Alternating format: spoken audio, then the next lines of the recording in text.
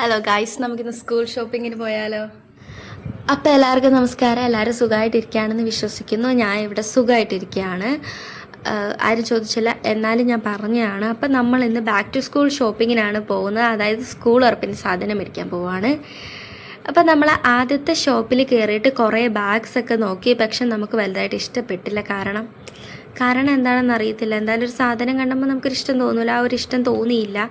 ഈ ബാഗിൻ്റെ അടുത്തൊരു എനിക്കൊരു ഇഷ്ടം തോന്നി. പക്ഷേ ആ ബാഗ് കുറച്ച് വലുതായിരുന്നു. അത്രയും വലിയ ബാഗിൻ്റെ ആവശ്യമില്ല, ചെറിയ കുട്ടിയാണല്ലോ. പിന്നെ നമ്മൾ വാട്ടർ ബോട്ടിൽ നോക്കി. വാട്ടർ ബോട്ടിലിനോടും അങ്ങനെ ഒരു ഇഷ്ടം നമുക്ക് അവിടെ തോന്നിയില്ല. അതുകൊണ്ട് അവിടെ നമ്മൾ വാട്ടർ ബോട്ടിലും എടുത്തില്ല.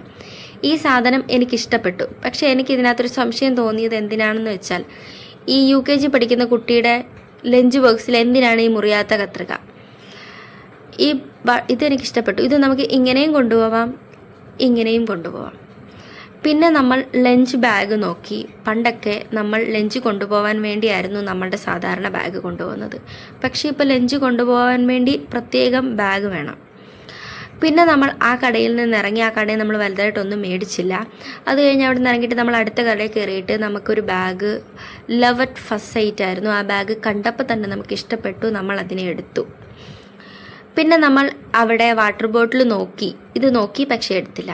വാട്ടർ ബോട്ടിൽ നോക്കി, പെൻസിൽസ് നോക്കി, പിന്നെ പെൻസിൽ ബോക്സൊക്കെ നോക്കി. പക്ഷേ അതിൻ്റെ ഇടയ്ക്ക് വിഷയത്തിൽ നിന്ന് ഞാൻ വ്യതിചലിച്ചു ഗൈസ്. എനിക്ക് ഈ ബാഗ് ഭയങ്കര ഇഷ്ടപ്പെട്ടു. ഞാൻ കുറച്ച് നേരം അതൊക്കെ അവിടെ ഇട്ട് നിന്നു.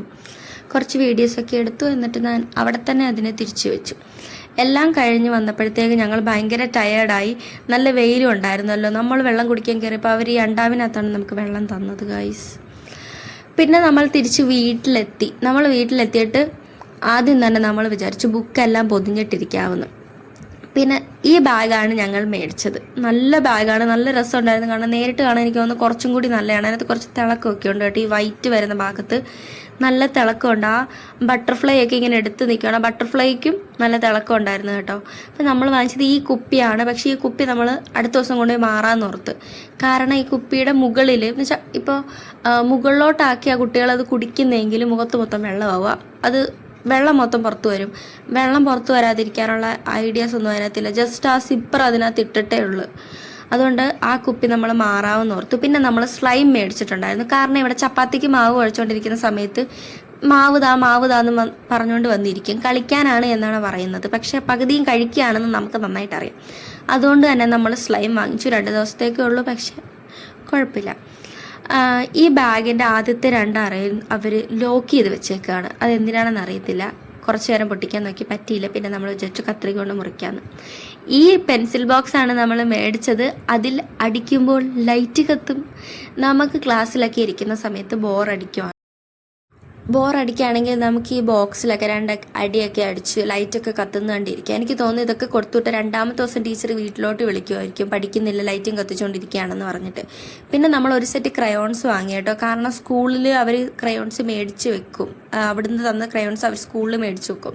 പിന്നെ നമ്മൾ അതുകൊണ്ട് തന്നെ ഇവിടെ ടെക്സ്റ്റ് വീട്ടിൽ കൊണ്ടുവന്ന് കളർ ചെയ്യാനുള്ളതിന് നമ്മൾ സെപ്പറേറ്റ് മേടിച്ചിട്ട് വേണം കളർ ചെയ്യാൻ. അതുകൊണ്ട് തന്നെ നമ്മളൊരു സെറ്റ് ക്രയോൺസും മേടിച്ചു. നിങ്ങൾക്ക് ഈ പെൻസിലിനെ കണ്ടിട്ട് എവിടെയെങ്കിലും കണ്ടുപരിചയം തോന്നുന്നുണ്ടോ? ഇത് നമ്മുടെ അപ്സര പെൻസിലിൻ്റെ പ്ലാസ്റ്റിക് സർജറി ചെയ്തതാണോ? ഇത് അപ്സര പെൻസിലാണ്. എനിക്ക് ആദ്യം കണ്ടിട്ട് മനസ്സിലായല്ലോ. പിന്നെ എന്നെ എഴുതിയേക്കുന്ന കണ്ടിട്ടാണ് മനസ്സിലായത്. ഓക്കെ, ഇതിനകത്ത് 10 പെൻസിലുണ്ടായിരുന്നു. അതിനകത്ത് 10 പെൻസിലും ഒരു എറൈസറും ഒരു ഷാർപ്നറും പിന്നെ പെൻസിലിൻ്റെ ബാക്കി വെക്കുന്ന ഒരു എറൈസറും കൂടി അതിനകത്തുണ്ടായിരുന്നു. അത് കഴിഞ്ഞിട്ട് നമ്മൾ സാധനങ്ങളെല്ലാം മാറ്റി വെച്ചിട്ട് ബുക്ക് പൊതിയാൻ ഓർത്തിരുന്നു. ഇത് നമ്മൾ ഒരു റീലിൽ കണ്ട ട്രിക്കാണ്. ബുക്കിൻ്റെ ഇടയിലോട്ട് ആ ബ്രൗൺ പേപ്പർ കയറ്റി വെച്ചിട്ട് പൊതിയുന്നത്. അപ്പോൾ അതങ്ങനെ അവിടെ നല്ല സെക്യൂറായിട്ട് ലോക്കായിട്ട് ഇരുന്നോളും. ഇവർക്ക് കഴിഞ്ഞ വർഷം ജൂൺ പകുതി ആയപ്പോഴായിരുന്നു സ്കൂൾ തുറന്നത്. അതുകൊണ്ട് തന്നെ ഈ വർഷവും അങ്ങനെ ജൂൺ പകുതി ആകുമ്പം തന്നെ ആയിരിക്കും സ്കൂൾ തുറക്കുന്നതെന്നാണ് നമ്മൾ വിചാരിച്ചത്. പക്ഷേ ഇത്തവണ അവർ നേരത്തെ സ്കൂൾ തുറക്കും, അല്ലെങ്കിൽ അടുത്ത ആഴ്ച സ്കൂൾ തുറക്കുമെന്ന് പറഞ്ഞ് ചെറിയൊരു മെസ്സേജ് വന്നായിരുന്നു. അടുത്ത ആഴ്ച സ്കൂൾ തുറക്കും, അതുകൊണ്ട് തന്നെ അക്ഷരമൊക്കെ കുട്ടികളെ ഒന്ന് ഓർമ്മപ്പെടുത്തി വെച്ചേക്കാനെന്ന് പറഞ്ഞ് നമുക്ക് മെസ്സേജ് വന്നായിരുന്നു. അതുകൊണ്ട് തന്നെ സ്കൂൾ എന്തായാലും അടുത്ത ആഴ്ച തുറക്കും എന്ന് നമുക്ക് തോന്നുന്നു. അതുകൊണ്ട് ഞങ്ങൾ നേരത്തെ തന്നെ ബുക്കെല്ലാം പൊതിഞ്ഞവിടെ വെച്ചിട്ടുണ്ടായിരുന്നു. പിന്നെ എനിക്ക് നിങ്ങളുടെ അടുത്ത് പറയാനുള്ള വേറൊരു കാര്യം എന്താണെന്ന് വെച്ചാൽ, എനിക്കറിയാം ഇപ്പോൾ നിങ്ങൾ കണ്ട വീഡിയോയിലെ ഓഡിയോസിനാണെങ്കിലും അല്ലെങ്കിൽ ഞാൻ വീഡിയോ എടുത്ത രീതിയാണെങ്കിലും ഒരുപാട് പ്രശ്നങ്ങളുണ്ടായിരിക്കും. എന്തായാലും ഞാനൊരു ബിഗിനറാണല്ലോ, അപ്പോൾ എനിക്ക് കുറേ സംസാരിക്കുമ്പം അടുത്ത് എന്ത് പറയണം എന്നൊരു കൺഫ്യൂഷനുണ്ട്. സോ നിങ്ങൾ അങ്ങനത്തെ കാര്യങ്ങൾ എന്തെങ്കിലും ഉണ്ടെങ്കിൽ ക്ഷമിക്കണം. കാരണം ഇനി വരുന്ന വീഡിയോസിൽ അത് പരിഹരിച്ചുകൊണ്ടായിരിക്കും ഞാൻ വീഡിയോസ് ചെയ്യുന്നത്. പിന്നെ നിങ്ങളെൻ്റെ വീഡിയോ ആദ്യം തൊട്ട് അവസാനം വരെ കാണണം.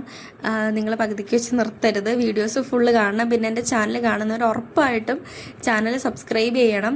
നിങ്ങൾ ചെറിയ സ്റ്റുഡൻസ് ആണെങ്കിലും അല്ലെങ്കിൽ വലിയ പേരൻസ് ആണെങ്കിലും വലിയ ആൾക്കാർ, നിങ്ങൾ ആരാണെങ്കിലും എൻ്റെ വീഡിയോസ് നിന്ന് നിങ്ങൾക്ക് എന്തെങ്കിലും ഉപകാരപ്പെടുന്ന കാര്യങ്ങൾ കിട്ടുമെന്ന് എനിക്ക് ഉറപ്പാണ്. അതുകൊണ്ട് തന്നെ നിങ്ങൾ എൻ്റെ ചാനൽ സബ്സ്ക്രൈബ് ചെയ്ത് വെക്കണം. നിങ്ങൾക്ക് ഉപകാരപ്പെടുന്ന കണ്ടൻസ് ഉറപ്പായിട്ടും എൻ്റെ ചാനലിൽ വരുന്നതായിരിക്കും.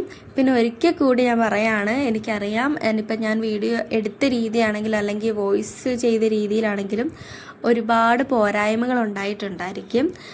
നിങ്ങൾക്ക് അതെന്നെ കമൻസിലൂടെ അറിയിക്കാവുന്നതാണ്. പക്ഷെ പറയുമ്പോൾ കുറച്ച് മയത്തിലൊക്കെ പറയണം കേട്ടോ, കാരണം മനുഷ്യനാണല്ലോ, കേൾക്കുമ്പോൾ ഒരു ബുദ്ധിമുട്ട് തോന്നും.